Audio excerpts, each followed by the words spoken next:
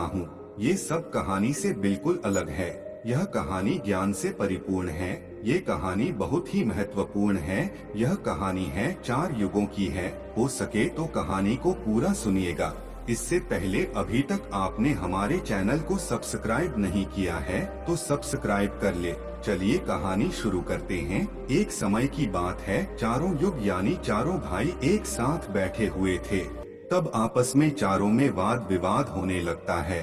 सतयुग, त्रेता, द्वापर और कलयुग चारों एक साथ बैठे हुए विवादों में उलझने लगे। सबसे पहले सतयुग कहने लगा कि अरे मूर्खों, तुम सब मुझसे छोटे हो, तुम मेरी बराबरी कैसे करने लगे। जब त्रेता युग में यह बात सुनी तो कहने लगा कि तुम सबसे बड़े कैसे हो सकते हो, तुम सब में सबसे बड़ा तो मैं हूँ, मैं ही सर्वश्रेष्ठ हूँ, तुम मुझसे सर्वश्रेष्ठ नहीं हो सकते। तब तक द्वापर युग बोल उठा कि तुम सर्वश्रेष्ठ कैसे हो सकते हो, तुम सभी में श्रेष्ठ तो मैं हूँ, तुम्हारा श्रेष्ठ होने का तो प्रश्न ही नहीं उठता।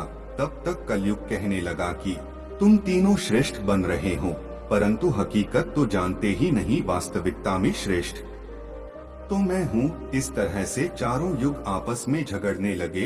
तब चारों लोगों ने फैसला किया कि हम आज से आपस में फैसला नहीं कर सकते। तब जाकर चारों युगों ने आपस में निर्णय किया कि हम ऐसे फैसला नहीं कर सकते। हम में से कौन बड़ा है, कौन सर्वश्रेष्ठ है, इसका फैसला तो भगवान भोलेनाथ करेंगे।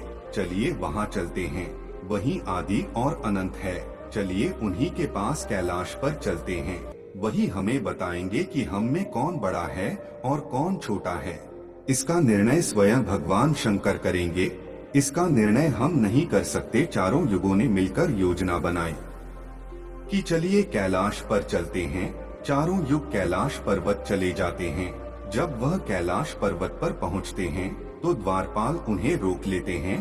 द्वारपाल कहते हैं कि तुम चारों कौन हो और कहाँ जा रहे हो। तो चारों युग कहने लगे कि हे द्वारपालों, हम भगवान शिव से मिलना चाहते हैं और हम 4 युग हैं, उन्हें हमारी आने की सूचना दीजिए। स्वयं नंदीश्वर महाराज भगवान शिव के पास आए और भगवान शिव से कहने लगे, हे प्रभु, हे कैलाशपति, आपसे चारों युग मिलना चाहते हैं। भगवान शिव कहते हैं कि जाओ, उन्हें सम्मान सहित हमारे समक्ष ले आओ।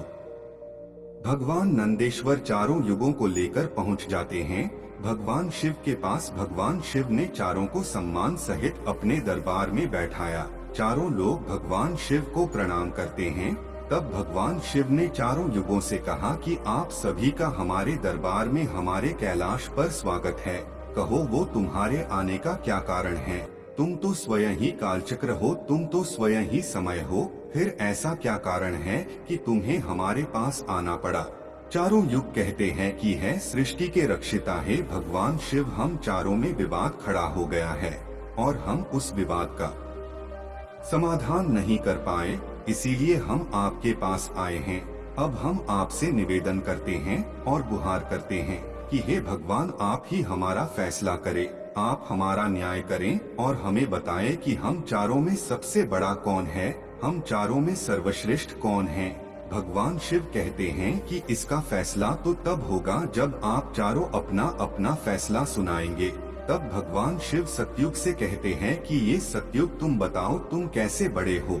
तुम अपने आप को सर्वश्रेष्ठ बताने की कोशिश कर रहे हो, लेकिन वो कैसे, यह मुझे बताओ। तब भगवान शिव से सतयुग कहता है कि देखिए प्रभु, मेरी आयु सबसे ज्यादा है, मैं 17 लाख वर्ष का हूँ और अन्य युग हमसे तो बहुत छोटे हैं, इसीलिए मैं इन सभी से लंबी आयु का हूँ। तब तक कलयुग बोल उठा, कहने लगा कि हे प्रभु, व्यक्ति कभी आयु से बड़ा नहीं होता, व्यक्ति तो गुणों से बड़ा होता है। प्रभु, मैंने तो यही सुना है। भगवान शिव ने कलयुग की दलील को माना और सतयुग से कहा कि सतयुग, तुम इस तरह तो बड़े नहीं हो। सतयुग कहने लगा कि हे प्रभु, मेरे युग में जो व्यक्ति हुए वो बड़े ही बलवान हुए, बड़े ही पराक्रमी हुए, वे पृथ्वी को उठा ले जाए, ऐसे पराक्रमी और बलवान थे। मेरे राज्य में जब मेरा राज्य था तो उसमें भगवान श्री हरि विष्णु ने कई अवतार लिए। देखिए प्रभु, नृसिंह अवतार मेरे ही काल में हुआ, वह अवतार मेरे ही काल में हुआ। मत्स्य अवतार मेरे ही शासन काल में हुआ। तब तक त्रेतायुग बोल उठा, नहीं प्रभु, क्या प्रभु श्रीहरि विष्णु के अवतार होने से वो बड़े हो सकते हैं? तो प्रभु अवतार तो मर्यादा पुरुषोत्तम श्री राम का मेरे काल में भी हुआ था, जिन्होंने संसार को मर्यादा सिखाया और बलवान की बात करते हो। कुंभकर्ण जैसे योद्धा माँ, मेरे शासनकाल में भी हुए हैं प्रभु। इस तरह से तय सतयुग बड़ा नहीं हो सकता, फिर इन सब में बड़ा तो मैं हूँ। जब ये बात द्वापर युग ने सुनी तो द्वापर युग कहने लगे कि हे प्रभु, ये दोनों बड़े बन रहे हैं, परंतु ये दोनों बड़े कैसे हो सकते हैं? देखिए प्रभु, आप जानते हैं कि जब मेरा शासनकाल आया तो मेरे काल में तो भगवान श्री कृष्ण जैसे अवतार पैदा हुए, जो कि 16 कला से संपूर्ण पारब्रह्म परमेश्वर थे, जिन्होंने विराट रूप दिखाया। वैसा विराट रूप तो साक्षात भगवान विष्णु भी नहीं दिखा सकते हैं। हे भगवान, योद्धाओं की बात करते हैं तो मेरे शासनकाल में बड़े बड़े योद्धा कंस, जरासंध, भीष्म पितामह और 5 पांडव तो मेरे ही शासन काल में हुए थे। प्रभु स्वयं बलराम मेरे ही शासन काल में हुए थे। तो बताइए प्रभु कि मेरे शासन काल में कौन सा योद्धा इनके योद्धाओं से कम था? हे प्रभु, इन सब में बड़ा तो मैं हूँ। तब तक कलयुग बोल उठा। कलयुग कहता है कि हे प्रभु, मैं इनकी बातें मान लेता हूँ। इनके शासन काल में जो भी योद्धा हुए, जो भी अवतार हुए, उनमें बुद्धि नहीं थी, वह बिल्कुल मूर्ख थे। और जिनके शासन काल में मूर्ख प्राणी पैदा हो, क्या वो बुद्धिमान हो सकते हैं? क्या वो सर्वश्रेष्ठ हो सकते हैं? कलयुग कहने लगा कि नहीं भगवान, मेरा शासनकाल सबसे अच्छा है। मेरे युग में व्यक्ति दुखी नहीं पा सकता। अच्छे और नई नई तकनीकों से परिपूर्ण मेरा युग, मेरा शासनकाल सभी में सर्वश्रेष्ठ है। जब भगवान शिव ने चारों युग शक्ति, योग, त्रेता, द्वापर और कलयुग चारों की वाणी सुनी, चारों के उत्तर सुने, चारों की बहस सुनी, तो भगवान शिव अपने मन में विचार करने लगे और सोचने लगे कि इनका फैसला कैसे किया जाए। पास में ही माता पार्वती बैठी थी। माता पार्वती कहती हैं कि हे प्रभु, अगर आप ही इनका फैसला नहीं कर पाए तो फिर इनका फैसला कौन करेगा? फिर तो चारों भाई आपस में ही मर जाएंगे। हे महादेव, इसीलिए आप ही इनका फैसला कीजिए। सभी देवता मिलकर भगवान शिव से कहने लगे कि हे भोलेनाथ, आप ही इनका फैसला करें, नहीं तो चारों युग अगर आपस में लड़ने लगे तो फिर क्या होगा? सृष्टि का कालचक्र रुक जाएगा, समय का प्रवाह रुक जाएगा। ये भोलेनाथ, आप ही कुछ कीजिए। भगवान शिव कहते हैं कि ठीक है, मैं समस्त गणों की बात मानता हूँ, मैं इन चारों युगों का फैसला करूँगा। भगवान शिव ने चारों युगों से कहा कि चलो ठीक है, मैं तुम चारों की परीक्षा लूंगा और जो परीक्षा में सफल हुआ वही सबसे बड़ा होगा। सतयुग बोल उठा और बोला, हे भगवंत, आप जो चाहे वह परीक्षा ले लीजिए, लेकिन सबसे बड़ा तो मैं ही रहूंगा। कलयुग कहता है कि हे प्रभु, हम भी परीक्षा देने के लिए तैयार हैं, आप तो बस परीक्षा दीजिए। चारों युग परीक्षा देने के लिए तैयार हो जाते हैं। भगवान शिव ने 100 टन वजन का एक परसा लिया, लोहे का परसा, और कैलाश पर्वत के नीचे एक तलहटी में रख दिया और उस परसा के पास में ही एक चावल का ढेर लगा दिया। भगवान शिव ने चारों लोगों को बुलाया और कहा कि तुम चारों यह देख रहे हो, तुम्हारा परीक्षा अभी हो जाएगा। भगवान शिव सतयुग से कहते हैं कि सतयुग, मेरे 500 गण यहाँ बैठे हैं और इस परसा में रखे हुए चावल को बनाना है, तो इन चावलों को तुम्हारे युग का व्यक्ति ही बनाएगा और मेरे यहाँ जितने गण हैं वो सब भोजन करेंगे। भगवान शिव कहते हैं कि ये सतयुग तुम तुम्हारे युग का व्यक्ति बनाओ और उसे भोजन बनाने के लिए भेज दो और हम सभी लोग यहाँ खड़े होकर देख रहे हैं। जब भगवान शिव की बात शक्ति योग ने सुनी तो एक बहुत बड़ा बलवान योद्धा सतयुग ने बनाया और कह दिया कि जाओ बेटे, इस परसा में चावल बनाओ और बना करके भगवान शिव के इन सभी गणों को भोजन कराओ। अपने महाराज का आदेश सुनकर के सतयुग का आदमी चलता है, वहाँ आकर के देखता है कि उस परसे का भार 100 टन से ऊपर है, हजारों मन से ऊपर का परसा है। वह तो सतयुग का व्यक्ति था, वह बड़ा ही बलवान था। उसने एक बहुत बड़ी भट्टी खोदी। भट्टी खोदने के बाद पेड़ों को तोड़ करके लाया, और उसने अग्नि जलाई। अग्नि जलाने के बाद परसे को एक हाथ से उठाया और उठाकर के भट्टी पर रख दिया, और चावल उठाया और परसा में डाल दिया, पानी डाल दिया और चावल बना डाला। जब बहुत विशाल परसा में चावल बन गए तो उस व्यक्ति ने, जो सत्युग का था, समस्त गणों को बैठाया, पत्तल दिया और चावलों से भोजन करा दिया।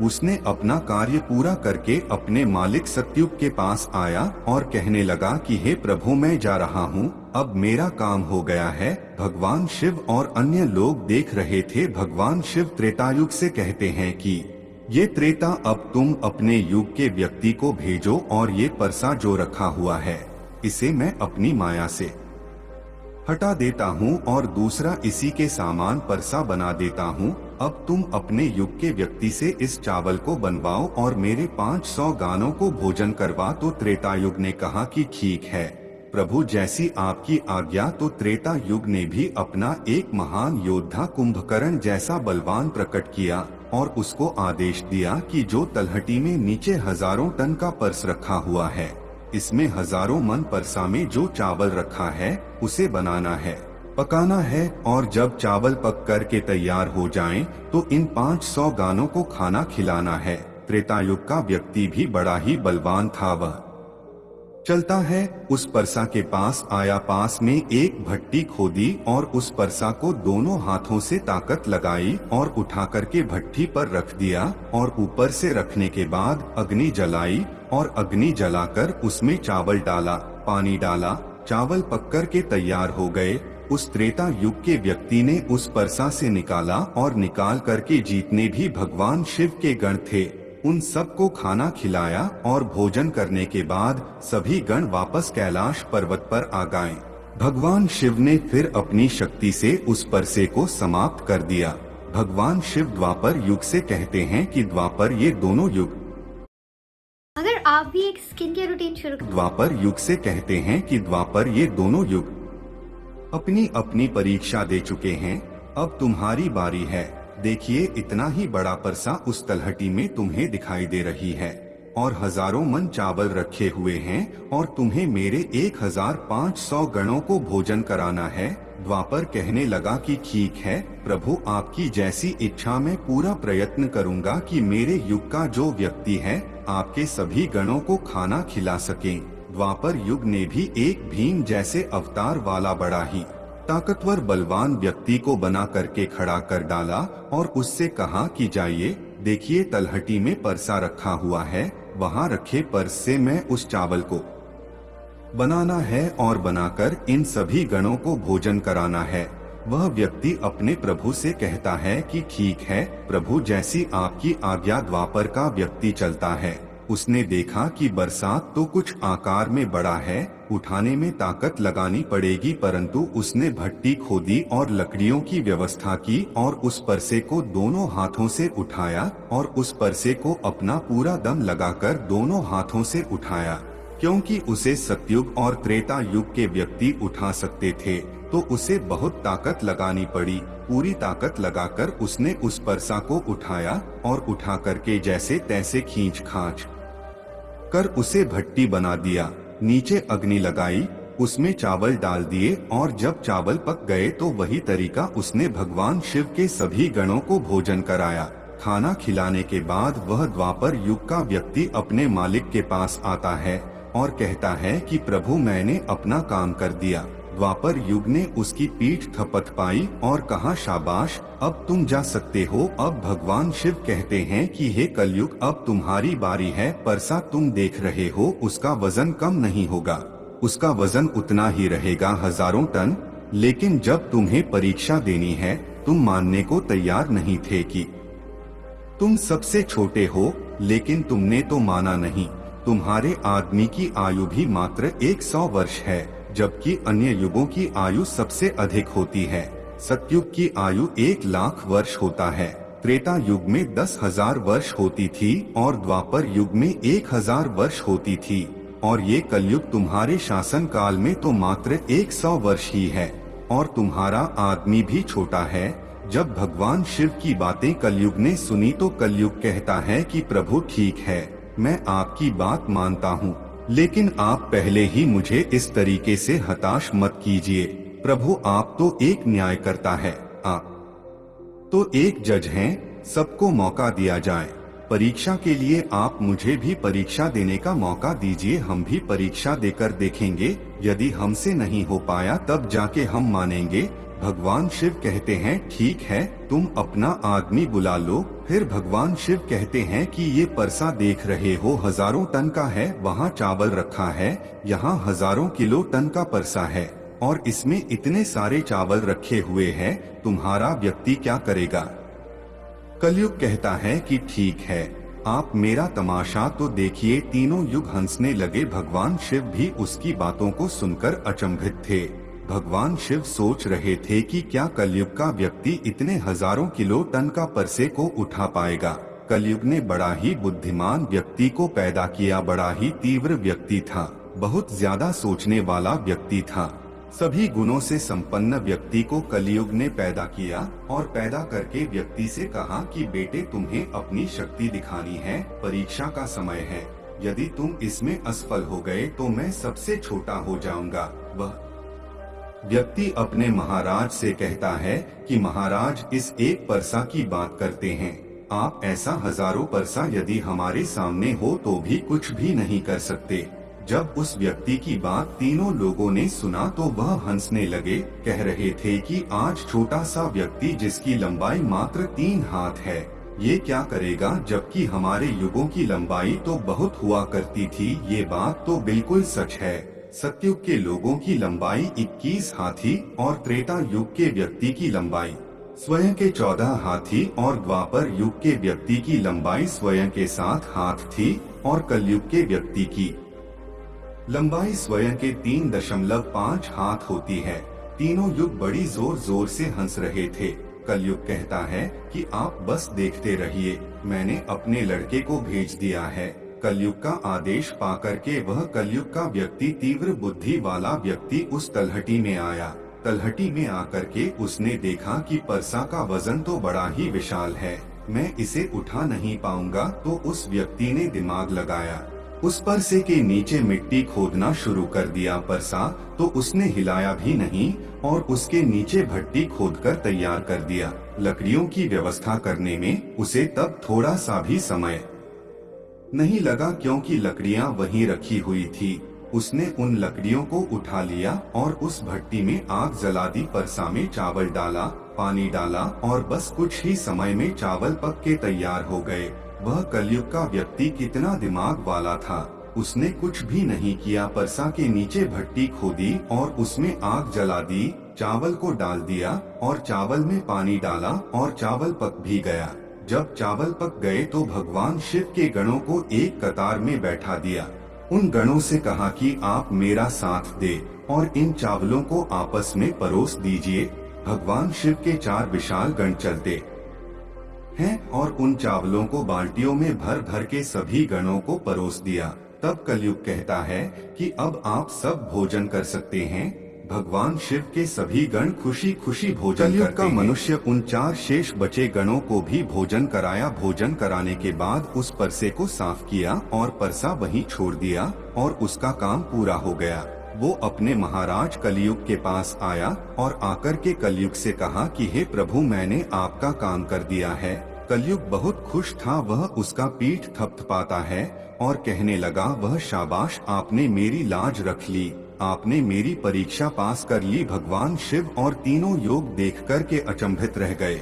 कलयुग कहने लगा कि हे भगवान शिव, अब आप निर्णय कीजिए कि हम में से बड़ा कौन है। भगवान शिव मन में विचार करने लगे और सोच करके जवाब दिया।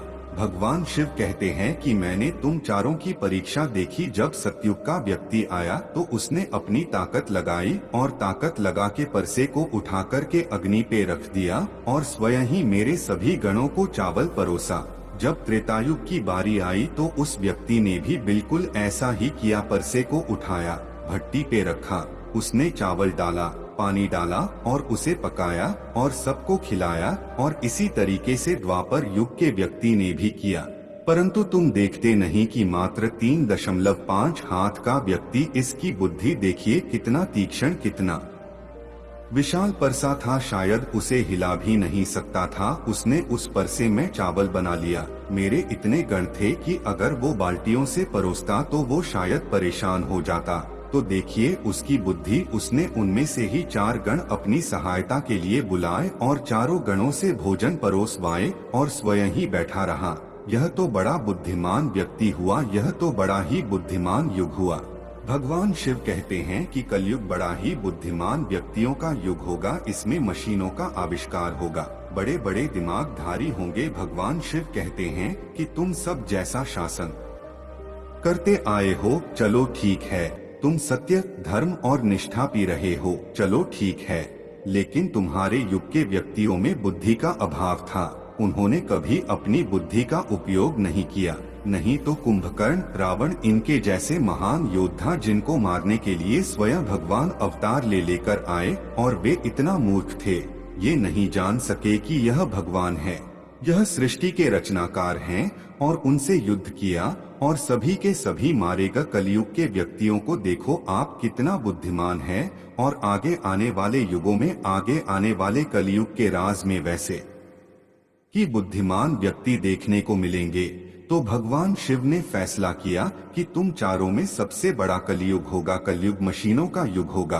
कली का नाम है मशीन। इस समय बड़े बड़े मशीनों का आविष्कार होगा जो कि सतयुग, त्रेतायुग और द्वापर युग में नहीं हो पाएगा।